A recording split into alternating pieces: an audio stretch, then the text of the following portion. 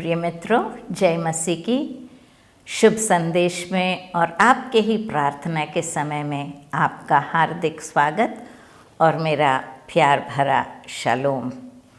आज का दिन मंगलवार का दिन है और जो रविवार गया है वो रविवार खजूर का रविवार हम मानते हैं। और ये जो सप्ताह है, ये जो प्रभु यीशु मसीह ने जो यातनाएं सही वो है, और इसे इंग्लिश में पैशन वीक कहते हैं, जो खजूर के रविवार से शुरू होता है और ईस्टर या पुनरुत्थान के दिन तक का ये सप्ताह होता है। तो ये हमारे लिए एक बहुत ही ज़्यादा इम्पोर्टेंट और प्रमुख सप्ताह माना जाता है और इस समय को हम बहुत बहुमूल्य भी समझते हैं। और खजूर की डालियाँ डालो, बच्चे खजूर की डालियाँ लेकर चर्च के बाहर चक्कर लगाते हैं और सजावट भी खजूर की होती है।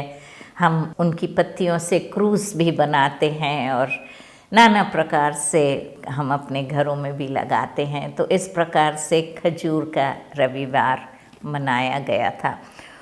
और ये जो हफ्ता होता है ये बहुत ही ज़्यादा इम्पोर्टेंट है, क्योंकि हम देखते हैं कि जो गॉस्पल्स, जो सुसमाचार मत्ती, मरकुस, लूका और यूहन्ना है, इसमें से हम देखते हैं कि मत्ती और मरकुस सुसमाचार की 1/3 जो है, मत्ती तो 21 से 28 तक और मरकुस जो है 11 से 16 तक, इस एक हफ्ते का वर्णन इतने चैप्टर्स में, इतने अध्यायों में पाया जाता है। और लूका का हम देखते हैं 19 से 24 तक, और यूहन्ना का तो आधा सुसमाचार 12 से लेके और 20 तक हम देखते हैं। इस एक सप्ताह का वर्णन पाया जाता है। इसका मतलब ये बहुत ज़रूरी है और हमें इस पर ध्यान देना चाहिए, क्योंकि प्रभु यीशु मसीह का जन्म हुआ, उन्होंने 30 साल तक जो अपना जीवन बिताया उसके बारे में ज़्यादा कुछ भी नहीं लिखा गया है। सिर्फ ये वर्णन हम देखते हैं कि 12 साल में वो गए थे मंदिर में और अगुओं से उन्होंने बातचीत की, और उसके बाद हम उन्हें देखते हैं बपतिस्मा लेते हुए।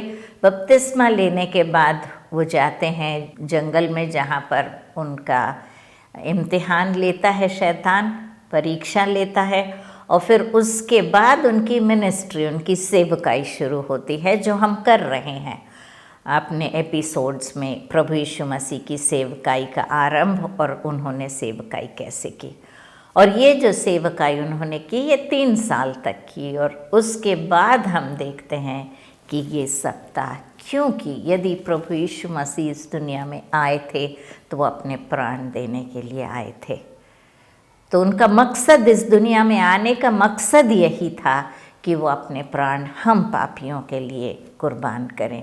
तो इसलिए हम देखते हैं कि ये 12 यूहन्ना में से हम देख रहे हैं, और 12वें अध्याय को जब हम देखते हैं तो ये शुरुआत उसकी होती है जहाँ पर मरियम, जो लाजरस की छोटी बहन थी, वो प्रभु यीशु मसीह के पाँव पे इत्र डालती है और अपने बालों से उसके पाँव को पोंछती है।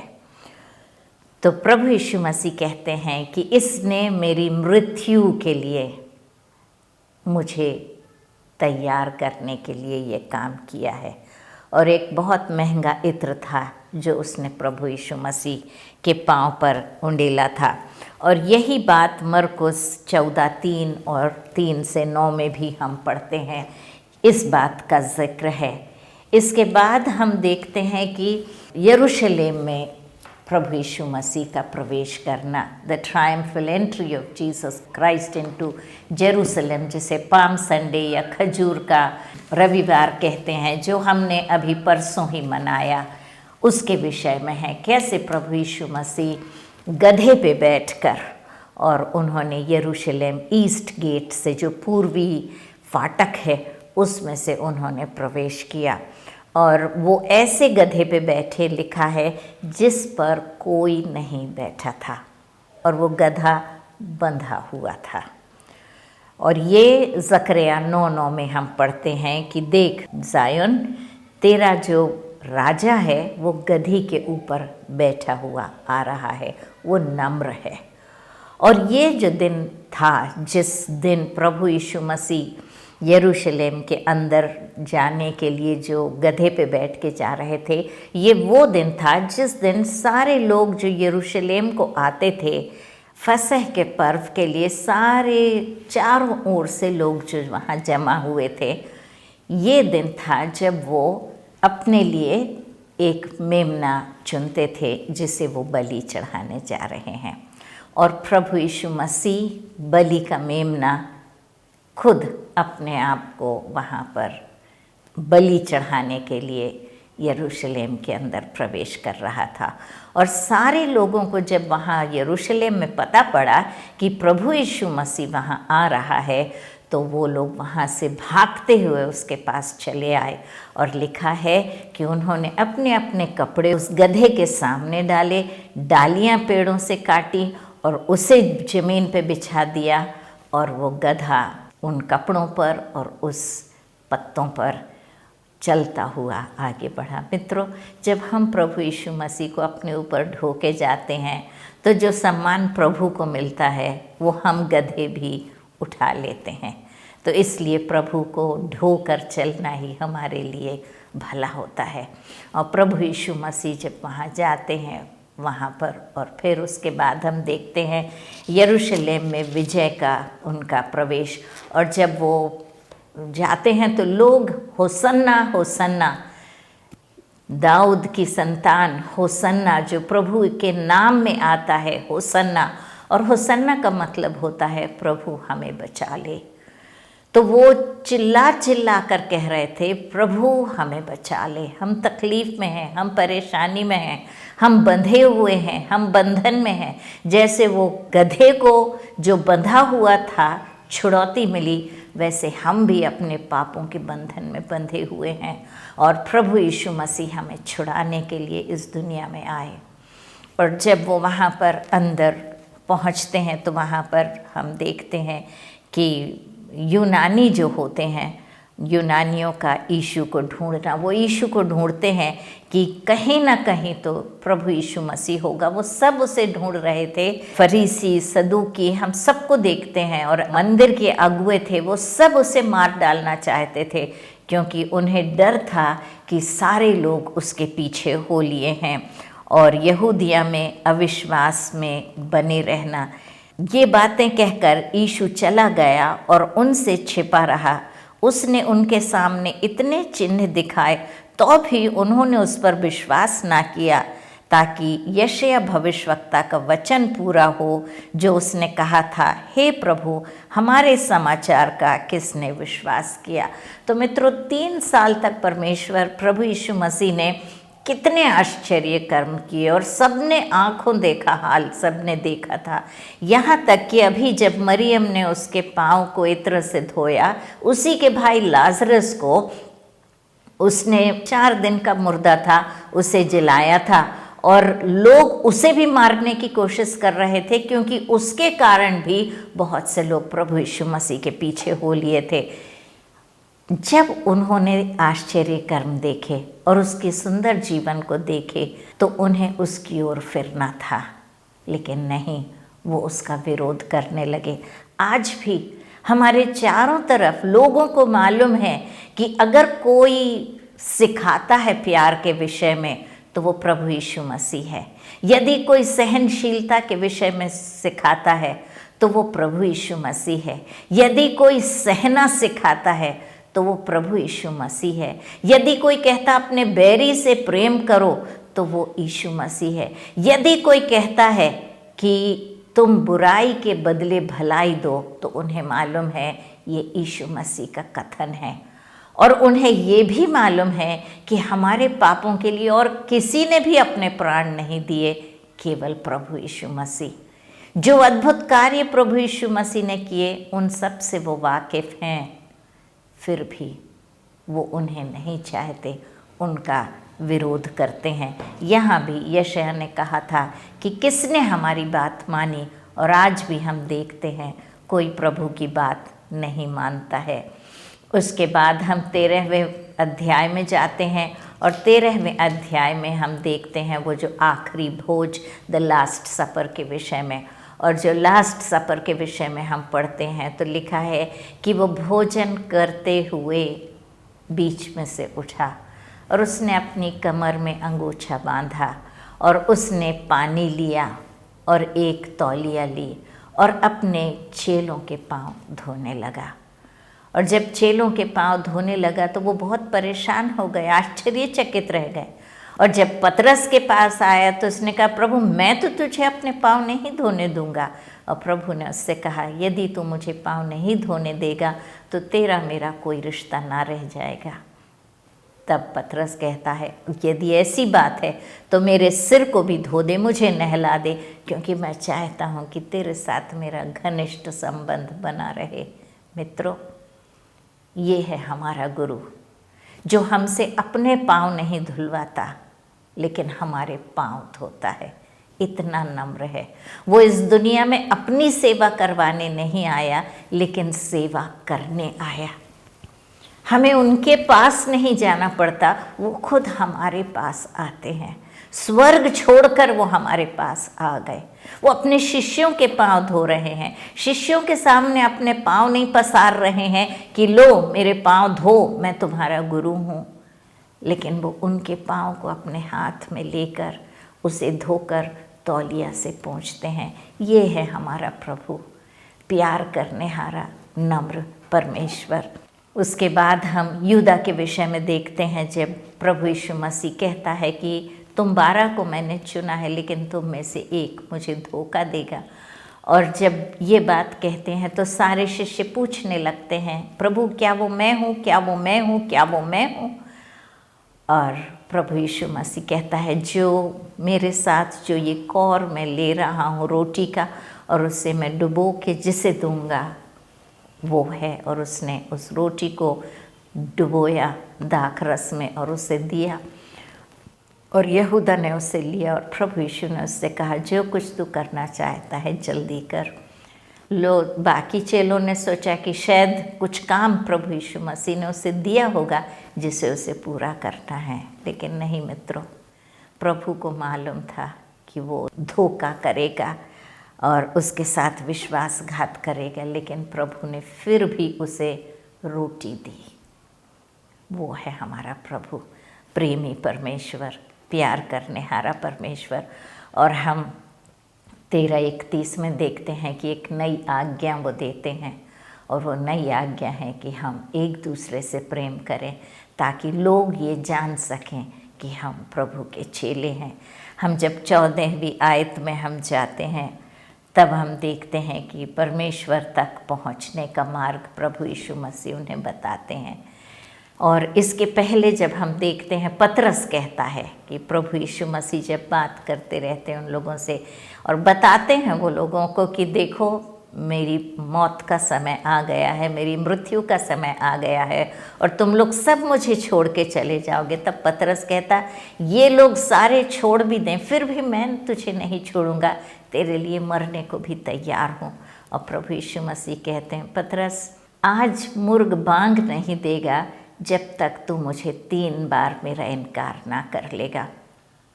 और वैसा हुआ। हम भी कितनी बार प्रभु यीशु मसीह को अपने जीवन के द्वारा इनकार करते हैं। हमारी जीवन शैली ऐसी होती है और हम ऐसी रास्ते पे चल पड़ते हैं कि जब लोग हमें देखते हैं तो उनमें और हमारे बीच में कोई फ़र्क नहीं रह जाता है। मित्रों, बहुत ज़रूरी है। हम यहूदा को और पतरस को तो दोषी ठहरा देते हैं, लेकिन क्या हमारे जीवन भी उन्हीं के समान है कि हम कुछ पैसों की वजह से अपने विश्वास को छोड़ देते हैं? 30 सिक्कों की वजह से उसने प्रभु यीशु मसीह को बेच दिया यहूदा ने, और पतरस ने डर के मारे 3 बार कहा, प्रभु यीशु मसीह कौन है, मैं उसे नहीं जानता। इस प्रकार से हम भी अपने जीवन में बहुत बार मुकर जाते हैं और प्रभु को अपने जीवन द्वारा दर्शा नहीं पाते।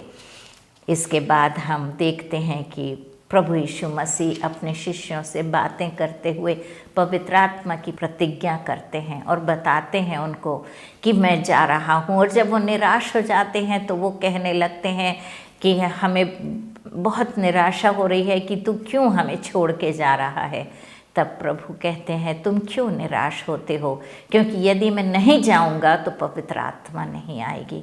जब मैं जाऊंगा तो पिता तुम्हारे लिए पवित्र आत्मा भेजेगा जो तुम्हें सिखाएगा कि तुम्हें कैसे अपना जीवन बिताना है, कैसे रास्ता तुम्हें किस रास्ते पे चलना है। हम 15वें अध्याय में देखते हैं प्रभु यीशु मसीह शिष्यों से बातें करते हुए कहते हैं मैं सच्ची दाखलता हूँ और तुम मेरी डाली हो। यदि तुम मुझ में बने रहोगे तो तुम बहुत फल लाओगे। मित्रों, हमें फल लाना है, आत्माओं को बचाना है। मैंने और आपने प्रभु यीशु मसीह को जान लिया है, मैंने और आपने उद्धार पा लिया है, मैंने और आपने नया जीवन पा लिया है, अपने पापों का पश्चाताप किया है, प्रायश्चित किया है, प्रभु यीशु मसीह को अपने हृदय में बुला लिया है। मुक्ति का मार्ग हमें मिल गया है, हमने मुक्ति पा ली है और नरक से स्वर्ग के रास्ते पे हम चल पड़े हैं। और अगर नहीं किया है अभी तक ये सब, तो हमें ये निर्णय करना है कि हम प्रभु यीशु मसीह को अपना उद्धारकर्ता ग्रहण कर सकें। और यदि हमने उसे ग्रहण कर लिया है और उसके चेले बन के हम उसके पीछे चल रहे हैं, तो ये हफ्ता है जब हम एक डिसीजन, एक निर्णय ले कि हम औरों को प्रभु यीशु मसीह के पास लाएंगे और आत्माओं के लिए प्रार्थना करेंगे और आत्माओं के सामने गवाह बनकर उनके जीवन में भी जैसे हमारे जीवन में परिवर्तन आया है, उनके जीवन में भी परिवर्तन आने की प्रार्थना करेंगे ताकि वो भी प्रभु यीशु मसीह को उद्धारकर्ता ग्रहण कर सकें। मित्रों, ये धर्म बदलने की बात नहीं है। ईसाई धर्म किसी को नहीं बचा सकता, मसीही बनने से हम नहीं बच जाते। Christianity does not save anybody, it is Christ who save। मसीह बचाता है, मसीही बनने से हम नहीं बचते। इसलिए हमारा नाम चाहे डैनियल हो या इमैनुअल हो, चाहे हम डेविड हो या हमारा नाम कुछ भी क्रिश्चियन नाम हो, हम अपने नाम से हम ईसाई नहीं बनते। हम अपने कर्मों द्वारा और प्रभु यीशु मसीह के पीछे जब चलने लगते हैं तब हम मसीही कहलाते हैं। इसके आगे जब हम देखते हैं तो 16वें अध्याय में हम देखते हैं प्रभु यीशु मसीह पवित्र आत्मा के कार्य के विषय में उन्हें बताता है कि पवित्र आत्मा जब आएगा तो कैसे हमारा मार्गदर्शन करेगा, कैसे हमारी अगुवाई करेगा, कैसे हम उसके रास्ते पर चल सकेंगे। 17वें अध्याय में हम यीशु की प्रार्थना के विषय में देखते हैं। उन्होंने द हाई प्रीस्टली प्रेयर, जिसे इंग्लिश में कहते हैं महायाजक की प्रार्थना, उसने अपने शिष्यों के लिए प्रार्थना की। शिष्यों के बाद उसने विश्वासियों के लिए प्रार्थना की। ये सब हम कर रहे हैं अपने एपिसोड्स में, गुड न्यूज़ में हम कर रहे हैं, शुभ संदेश में हम कर रहे हैं, और प्रभु यीशु मसीह के विषय में हम देख रहे हैं कैसे वो अपने शिष्यों से प्यार करते थे। और वो प्रार्थना कर रहे हैं अपने पिता से और कह रहे हैं कि जैसे पिता मैं और आप एक हैं, उसी प्रकार से ये मुझ में और मैं तुझ में बना रहूं। जैसे हम एक हैं वैसे ये भी एक रहें। मित्रों, हम में एकता होना बहुत ज़रूरी है, हम में प्यार बना रहना बहुत ज़रूरी है, क्योंकि यदि हम में प्यार बना रहेगा और हम में एकता बनी रहेगी तो वो प्रभु यीशु मसीह की इस प्रार्थना का जवाब होगा। 18वें अध्याय में जब हम देखते हैं कि किद्रोन नाले को नाप कर और प्रभु यीशु मसीह अपने चेलों के साथ जैतून की बारी में जाते हैं जहाँ वो अक्सर जाया करते थे, और वहाँ यहूदा प्यादों और सैनिकों को लेकर वहाँ पर आते हैं जो भाले लिए होते हैं और जो प्रभु यीशु मसीह को चोर के समान पकड़ने के लिए आते हैं। और प्रभु यीशु मसीह कहते हैं तुम मुझे क्यों इस प्रकार से पकड़ने आए हो जैसे मैंने कोई गलत काम किया है। और वहाँ से वो लोग उसे पकड़ के ले जाते हैं। पिलातुस के सामने खड़ा होता है प्रभु यीशु मसीह, और पिलातुस उससे जब पूछता है, बातें करता है और उसमें कोई दोष नहीं पाता, तो वो बार बार आकर लोगों से कहता है, मैंने उसमें कोई दोष नहीं पाया। मित्रों, एक न्यायाधीश बार बार लोगों से कह रहा है, मुझे उसमें कोई दोष नज़र नहीं आता, और वो प्रभु यीशु मसीह को छोड़ देना चाहते थे। लेकिन लोग चिल्ला चिल्ला कर कहने लगे कि नहीं, हमें नहीं चाहिए प्रभु यीशु मसीह, उसे क्रूस पर चढ़ाओ।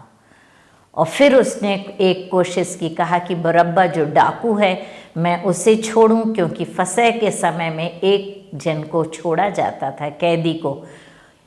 प्रभु यीशु मसीह को छोड़ूं या बरअब्बा को? उन्होंने कहा बरअब्बा को छोड़, प्रभु यीशु मसीह को क्रूस पर चढ़ा। और वो लोगों ने, सैनिकों ने उसे लिया और लेकर उसकी दाढ़ी उन्होंने खींची, उसे चांटा मारा, उसे उसकी आँख को बंद करके उसे मारते हुए कहने लगे कि तू भविष्यवक्ता है ना, बता, भविष्यवाणी कर कि किसने तुझे मारा है। और इस प्रकार से उन्होंने कांटों का ताज उसके सिर पर रख दिया और उसका मजाक उड़ाने लगे कि इस्राएल का राजा, तेरे यहूदियों के राजा को हम दंडवत करते हैं, मुंह पे थूका। इस प्रकार से कई यातनाएं उसे दी और फिर उसे 39 कोड़े मारे गए। उन दिनों के कोड़े बहुत ही खतरनाक कोड़े रहते थे। जब वो मारते थे तो वो जाके शरीर में चुभ जाते थे, और जब उसे खींचा जाता था तो वो मांस लेकर बाहर आते थे।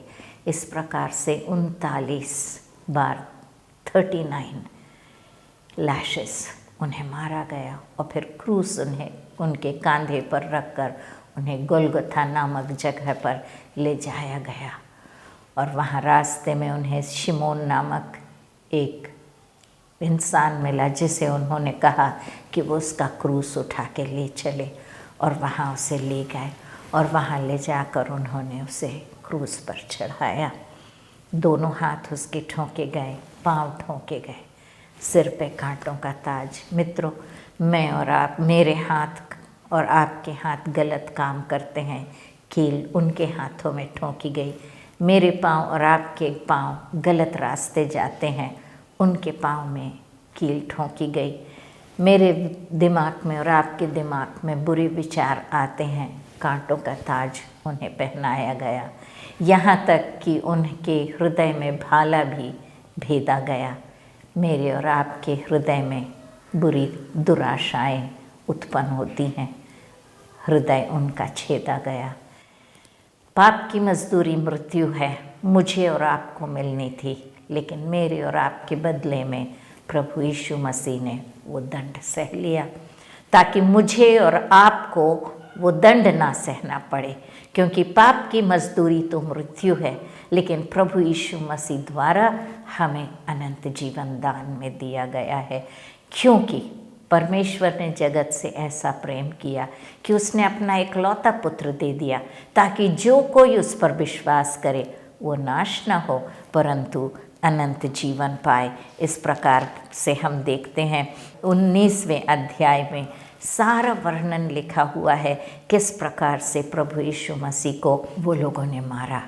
और इसके बाद हम देखते हैं अरमतिया के यूसुफ ने उसके बगीचे में, जो उसने अपने लिए कब्र खुदवा रखी थी, उसमें निकोदेमुस जो था उसने गंधरस वगैरह लेकर आया और उस प्रभु यीशु मसीह को उसमें लपेट के वो लोगों ने रख दिया।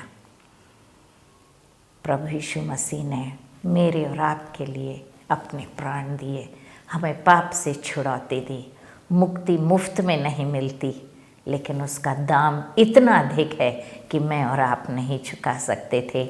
इसीलिए परमेश्वर ने उसका दाम चुकाने के लिए अपने पुत्र प्रभु यीशु मसीह को भेजा, और उन्होंने अपने शरीर की बलि मेरे और आपके लिए चढ़ाई।